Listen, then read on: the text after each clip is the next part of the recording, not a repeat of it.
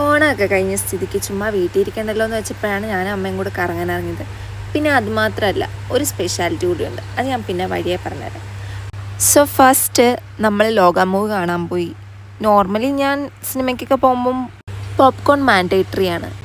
അങ്ങനെ നമ്മൾ ഈ മൂവിക്കും വാങ്ങി.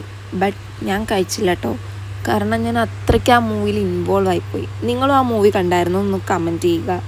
ദെൻ നമ്മൾ ലുലുവിലേക്കാണ് പോയത്. പാത്രങ്ങൾ എന്ന് വെച്ചാൽ എൻ്റെ അമ്മയ്ക്കൊരു ക്രേസാണ്. സോ ഞാനും അമ്മയും അവിടെ കിടന്ന് കുറച്ച് വഴക്കുണ്ടാക്കി. സാധാരണ ഞങ്ങൾ എപ്പോൾ പോയാലും പാത്രങ്ങളുടെ സൈഡെത്തുമ്പം ഒരു തർക്കമുള്ളതാണ്. എന്നിട്ട് നമ്മൾ അവിടെ നിന്ന് കുറച്ച് സാധനം വാങ്ങി അവിടെ നമ്മൾ ഇറങ്ങി.